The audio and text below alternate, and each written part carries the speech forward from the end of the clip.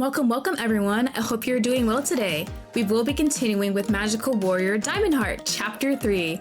Very excited. Last time, Sophie became Sapphire and she joined the squad. Very happy for that. Her and Ethan know about the whole Magical Girl thing, which is very interesting to see. I love Ethan. That's like best boy right now. At the end of the chapter, they opened up the jewelry box. It seemed like Valerie had to transform into Diamond Heart to do that, but she apparently passed out. So I'm not sure if it's her past injuries or it has something to do with the jewelry box that she opened that caused her to pass out. Hopefully we'll get some answers in this upcoming chapter. We did meet another girl. I don't believe I got her name last time, but it seems like she will be the next one added to our squad in this chapter. So we're gonna go ahead and get started. As always, I will put all links in my description so you guys can check out the game, leave a review, or what have you. Let's go ahead and get started. Episode 3, Clover, the Fairy Tale Princess.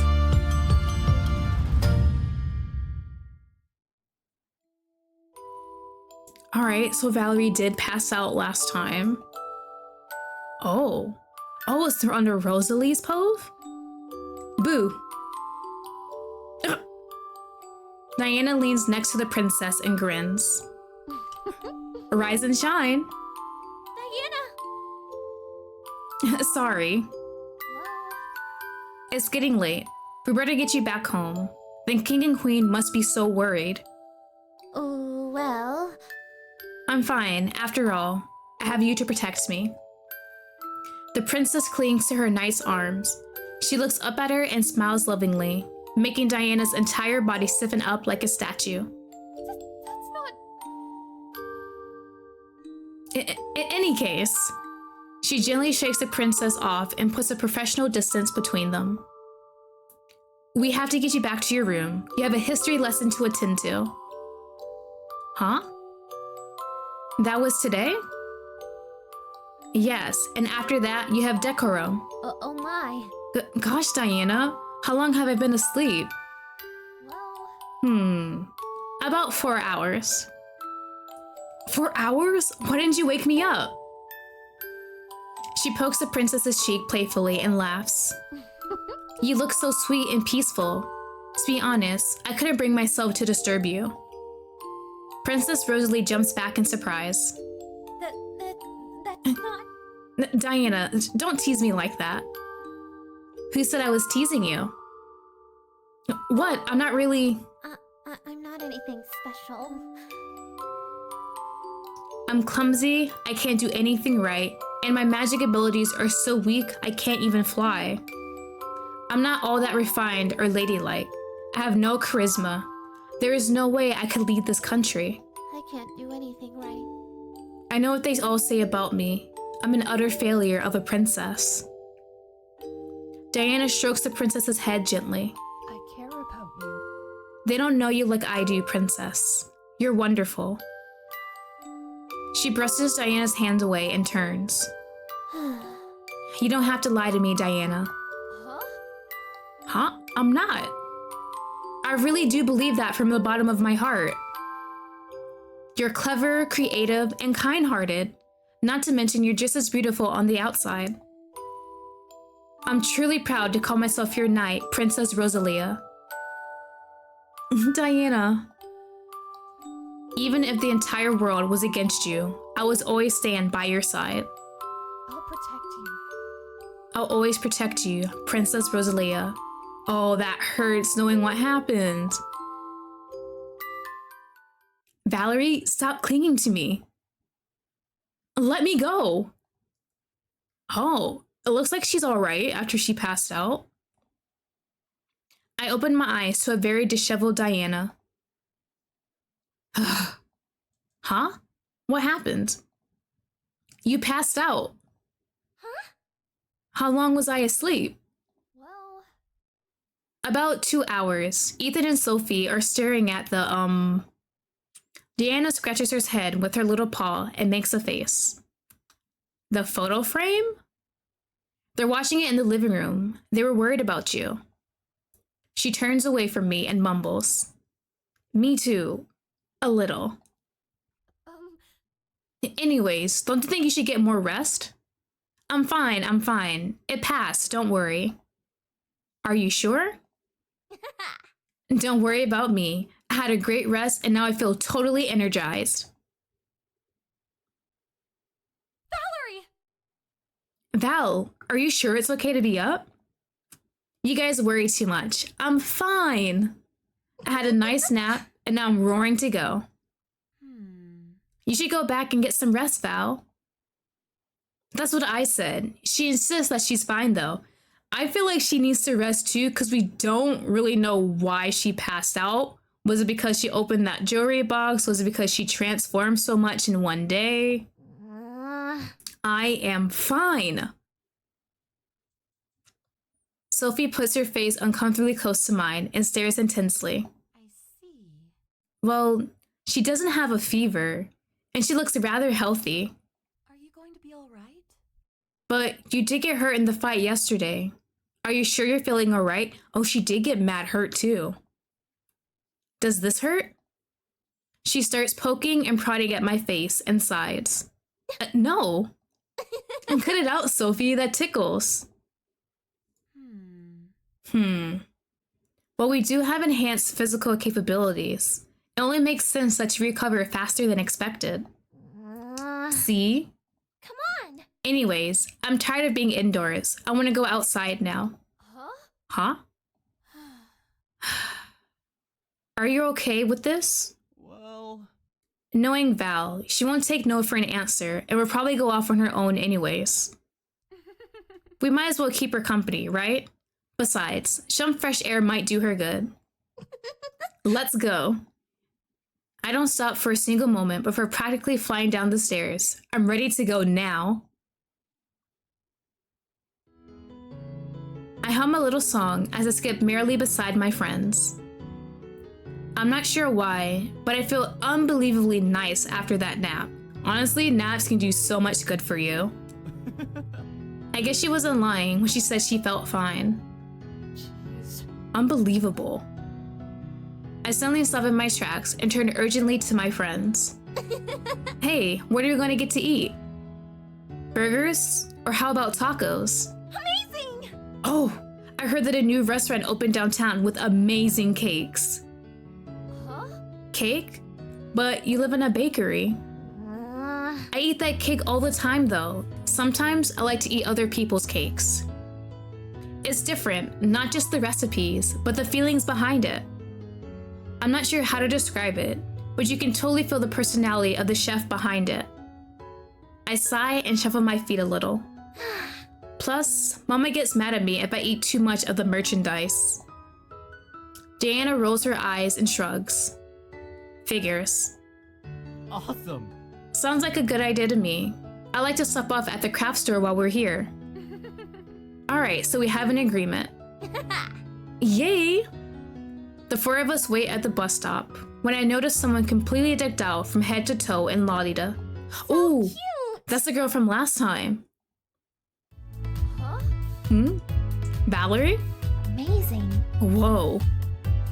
I've seen people wear lolita fashion online, but I've never actually seen anyone dressed like that in real life.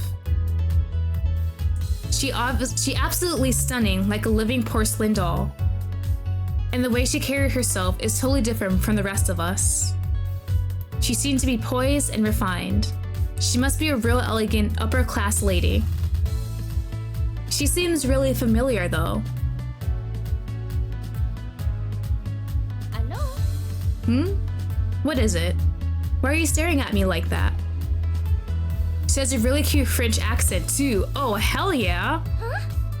I'm sorry, have we met before? Well... I'm sorry, I did not recall we have. Then it hit me. She appeared and left so quickly, but there is no way I could forget someone as flashy as that. It was the girl who stole my magazine yesterday. What? You're the weirdo from yesterday. Rude. Valerie? Oh my, her face! How embarrassing that we had to meet in such a way. Oh dear. I deeply apologize. Apologies. Oh my god, that's so cute. I did not consider the consequences of my actions or the trouble I would cause to others. Will this be enough to pay for your little magazine? I can't tell. This has to be her faking it, right? To be polite, I cannot tell if that's how she actually is. She hands me a roll of money. Way too much for a silly magazine. Oh, she's a rich girl. But she's acting like it's nothing. The girl must be super rich. Huh? This is way too much. It's fine. Consider it. It's fine. Consider it an act of goodwill towards others. Somehow, I feel a bit ashamed of myself. I'm sorry. I'm so sorry too, for yelling and calling you a weirdo. Thank you. An expensive looking car pulls up and the driver exits and holds the door open. Well then, it looks like my ride has arrived. Pardon me. Oh, she rich too, she got a driver. But before they drive off, the girl lets down the window and turned to me. Oh yes, Miss Redhead. I found you to be quite an interesting person. I would love to speak with you again one day. Au revoir. After you have brushed up on your etiquette, oh my god. There ain't no way she just sat there and dissed Valerie like that. Bye-bye. Valerie, no! Valerie, somehow I get the feeling she wasn't complimenting you. Girl, ain't no way. It's alright, Valerie, I still love you for what you are. Huh? Hey! Crud, I almost fell for her trap. Was she looking down on me the whole time? Okay, fine. Plenty of people will be upset after being called a weirdo, but I said I was sorry. Who does she think she is? It probably comes with the package. Rich folks are always stuck up know-it-alls. Don't worry about it. Anyways, we'll probably never see her again. Don't let her bother you too much. Oh, Ethan, you just jinxed it. So yummy. This place has such a cool vibe. What should I get? What should I get? My mouth is watering just thinking about it. I think I like this mushroom pasta plate. And I just want a regular burger. I think I want... Ooh. Let's try something different. So yummy. That sounds good. And for dessert, crepes. And lava cake sounds nice too. Oh, and maybe some donuts. And that strawberry shortcake looks amazing. Oh, and... Hey! Valerie, are you sure you can eat all of that? Oh boy, you haven't even seen the beginning. Valerie's appetite is a force to be reckoned with, so she has like a black hole for a stomach. There have been years of scientific research dedicated to unraveling mysteries behind this incredible phenomena. By me, of course. I haven't quite figured it out yet, but I'm sure I will solve this case soon. Oh, you guys are embarrassing me. I wasn't really complimenting you though. I was. I think it's fascinating and impressive. We love our supportive friend Sophie. It's weird. It's funny and cute. Yes, but you see the exact same things about lizards. So cute. Because lizards are cute. Hey! They're creepy. They're charming and nice. They're disgusting. Some of their tails fall off and they do that weird thing with their tongues. It's awful. Huh? Wait, are we still talking about Valerie? I don't think we are. No, girl. Oh, yummy. This is so good. The texture, the flavor, it's so velvety and melty with just the right balance of bitterness and sweetness. Is it possible to fall in love with the cake? Can you do that? Huh? Val, are you crying? No? Well, maybe a little. I just got a bit moved. I wonder how your parents would react if they heard you. They don't have to know about this forbidden romance. I wonder if I could get the recipe if I asked. Val, I don't think... Maybe it won't work for you, but I have a secret weapon. Just as I'm about to flash the most adorable face Ethan has ever seen in his entire life, I noticed something, or rather, someone outside through the window. Hey, isn't that... I see a small figure walking by in distress. She has her large skirt clenched in her hands and is stumbling about in her red platform Mary Janes. It's that snobby girl from earlier. She looks really upset about something. Serves her right. But I feel a bit bad for her. Obviously something upsetting must have happened. I might have been the reason for her snotty attitude earlier. If that's the case, I can't really blame her. What's wrong?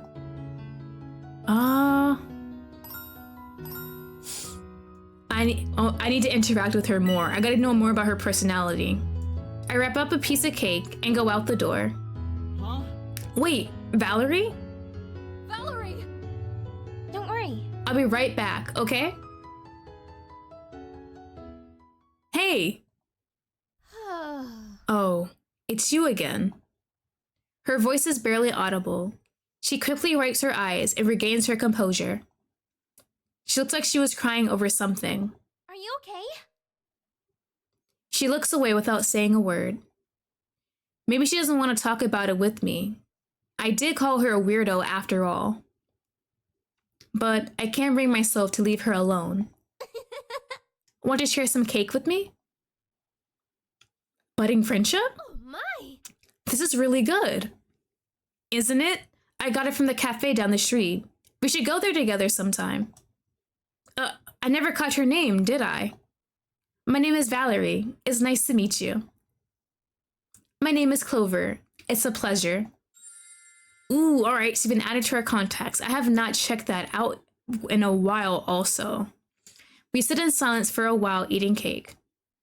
I feel her stare at me on occasion, but she never says a word. Is she okay? Hey.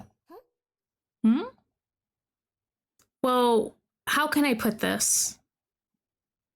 I suppose I would ask directly. How would you feel if someone you cared for gave up their dream for your sake? I nearly choked on my strawberry. Huh? That just came out of nowhere. Who asked stuff like that to someone they just met? Just answer the question. If it was for my sake, I wouldn't be happy. I take a deep breath and pause. How would I feel? I don't really know. I'd be flattered, but that's a really huge decision to make, isn't it? And would that really make me happy? I feel really guilty. I wouldn't be able to stop thinking about what they did. What if Sophie did something like that? I can't even imagine it. I'd probably feel awful for the rest of my life. I see. She stands suddenly, clenching her fist like she reached some kind of epiphany. Of course! Of course! No one should sacrifice their own happiness like that, right? There should be another way we could both be happy. Why should she have to give up her dreams? It's not fair. You seem to have a pretty strong feelings on the subject. That is... My sister. She gave up her dream for me. Oh, so in last chapter, I believe they were talking about a model retiring in a magazine, and that's what brought her over, and she took the magazine with her. So I'm assuming that model is her sister, but now we have more information about that. She wanted to be a superstar, a role model for girls to feel proud of who they are. That is what she always told me. And she was really close, but all of a sudden she gave up. She threw all her hard work away. I still remember that day in the mall.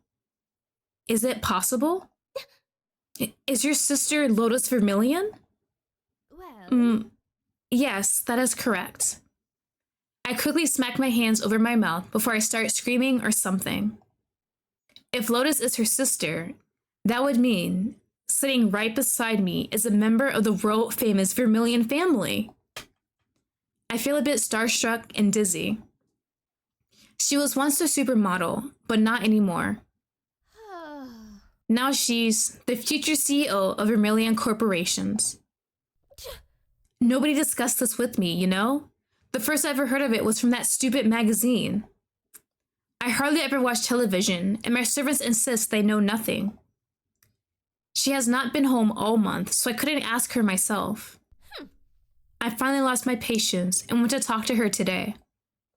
When I finally got an answer out of her, all she said was that she was trying to protect me. She knew I would not agree with her decision, yet she did it anyways. How could she say it was to protect me? Oh, okay. I think I'm getting the situation clearer. So the sister was like a superstar / model. And since the sister was working on that type of career, it seemed like Clover might have been next in line to be the CEO of their family's company.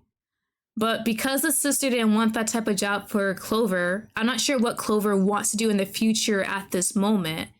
The sister, Lotus, decided to give up her career and be the CEO instead and shoulder that burden.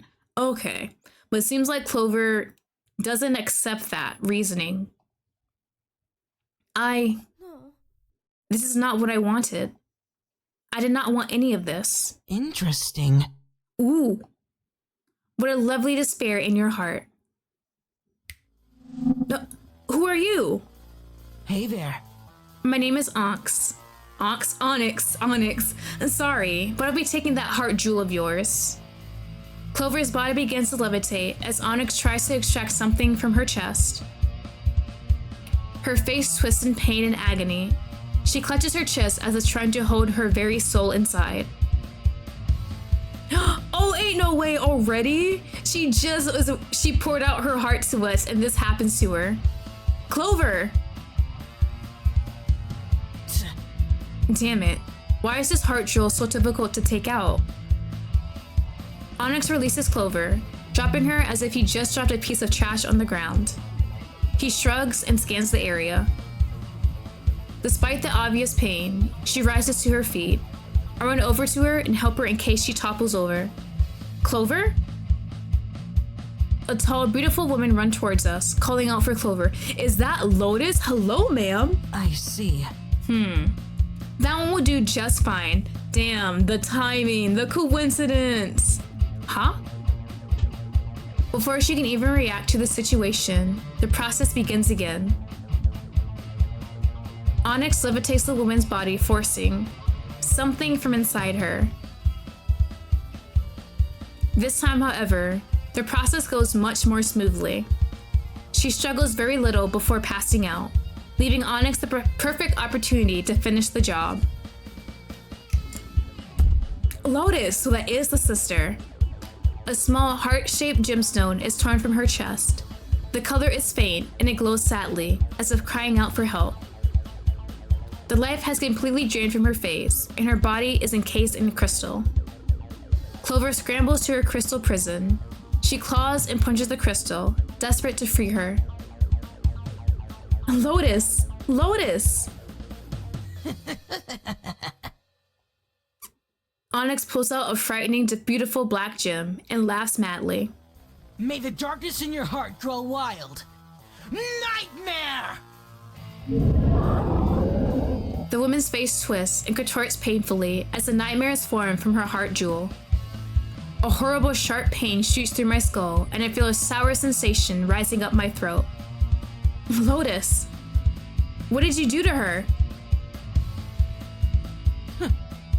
I just put her to sleep and turned her dreams into a nightmare is all. She won't die. He stops and makes a face like he doesn't actually know what he's talking about. Probably. Unforgivable. How cruel. Don't worry. Don't worry, Clover. I'll bring your sister back. I shake my head and grit my teeth through the pain. I can't stand here and let these girls suffer. Royal Heart Metamorphosis! The shining crystal of love and hope. Diamond Heart. Hmm? It's about time you showed up, Crystal Warrior. However, I heard there were two of you. Where's the other one? I'm right here. Sapphire arrives just in time. Sapphire! Sorry to keep you waiting, Diamond. Without hesitation, I lunge forward, arms outstretched, and slam into the nightmare. Sapphire follows behind me. She spins and strikes with a powerful kick that sends the nightmare flying. However, it quickly recovers and retaliates by shooting bullets of dark energy. Before we get the chance to react, the monster flings us both into the air. We fly higher and higher before it quickly slams us into the ground. Sophie brushes herself and quickly regains her composure. I rise to my feet as well, but on top of the sharp pain radiating through my skull, my entire body is burns and aches. The pain is too much for me, and I collapse to the ground. Diamond? Sapphire runs over towards me and kneels beside me. Hold on, I think I can help. She places her hand above me slightly, transferring a cool energy into my body. Diamond, hang in there. Don't worry about me. I'm glad Onyx is standing back there and kind of letting us do what we need to do. That's very polite of him. Is that the best you two have to offer? I see.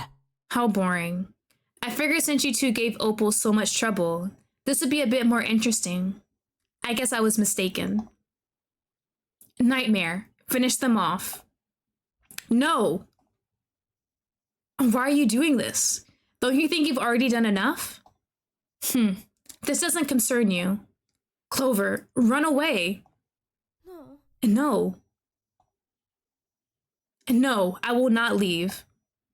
She stands in between the nightmare and us. Her heels dig into the ground like she's scared of being blown away. Her face is calm and composed, but her legs are shaking like gelatin. Huh? You're not afraid of my nightmare? What? Of course I am. I'm terrified. I'm so very afraid that I feel like I'm going to vomit. I never had any friends look out for me, and Father is never around. The only person who was ever there for me was Lotus. But today, for the first time ever, I felt for a moment what it's like to have a friend. She looks at me and nods. And I don't want that taken away from me. Is it really risking your life over? How idiotic. She shakes her head and takes a deep breath.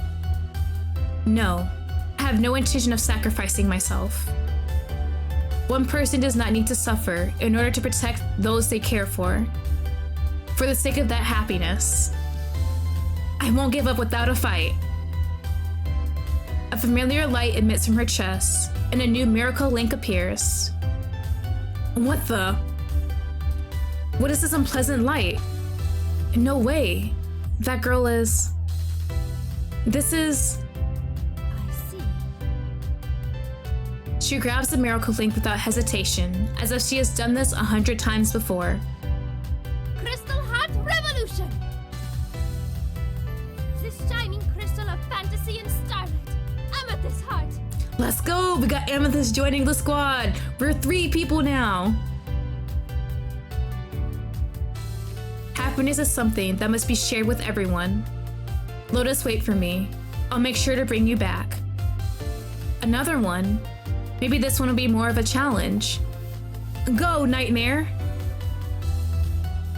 The monster charges toward her and shoots another round of bullets. Amethyst barely manages to evade the Nightmare's attacks. She rolls around and shoots a flurry of shooting stars at the Nightmare return, knocking it over. What the? Amethyst strikes from behind, sending the monster flying.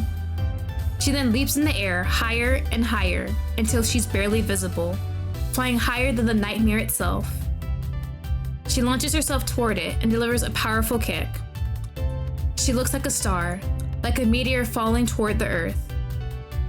My injuries have long been healed at this point, but me and Sapphire are so entranced that we can barely bring ourselves to move. Time to finish this. Amethyst Mallet!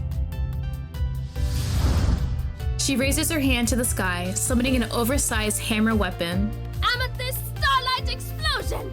I love the look of the nightmare. This poor guy is fried. She slams the hammer down with all of her strength.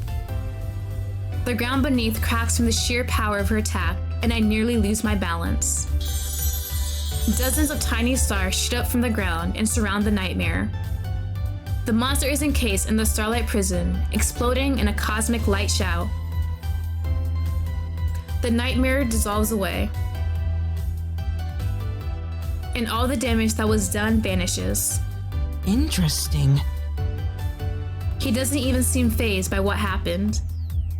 I won't forget this, Crystal Warriors. Onyx snaps his fingers and teleports away. Clover runs to her sister just as she is released from her crystal prison. Lotus! Wake up! Clover? Did I fall asleep? Clover breaks down into tears, clinging to her older sister as if her life depended on it. I'm sorry, Lotus gently strokes her head to comfort her. No, I'm sorry. I'm sorry for not talking with you first, and for keeping secrets. You know, I was only trying to protect you. Lotus gently wipes away her sister's tears. Now you're free to live whatever life you want. That is all I ever wanted. But what about your dream? My dream is to be able to inspire other girls and show them that anything is possible. I can still do that, you know? I may no longer be a model, but I can make our father's company shine brighter than ever before. You think that's pretty inspiring as well, no? And don't you worry, I will still make time to spend with you. She looks at us and smiles. However, it looks like you have already made many new friends. Perhaps I'm the one who should be worried. I'm glad everything worked out for them. Watching them makes me feel happy too. From the bottom of my heart. Good morning. Hello. Good morning, Valerie. Wait, is Clover about to be a transfer student? I'm so tired. I'm so not in the mood for history first thing in the morning, right, Ethan? Oh, is he mad he wasn't there for the battle? Ethan? I shake his shoulder a little and wave my hand in front of his eyes. Hello? He clicks his tongue and turns away from me. Is he really mad? What's his problem? Yep, he's mad because we left him behind at the cafe yesterday. Huh? We did? Oh, wait. After the battle, did they not go back to find this man? Did they just go home? He suddenly jolts from his seat and slams his hands on the desk. Yes, you did. Oh, I'll be right back, you said. Him mocking the face. 3 hours. 3 hours. I waited. Neither of you even bothered to call your good pal Ethan after you ditched me. Oh, and here's my favorite part. Since Valerie here eats like a horse, oh no, guess how much I had to pay? He angrily shoves a crumpled up receipt in my face. The numbers are outstanding and I almost feel dizzy.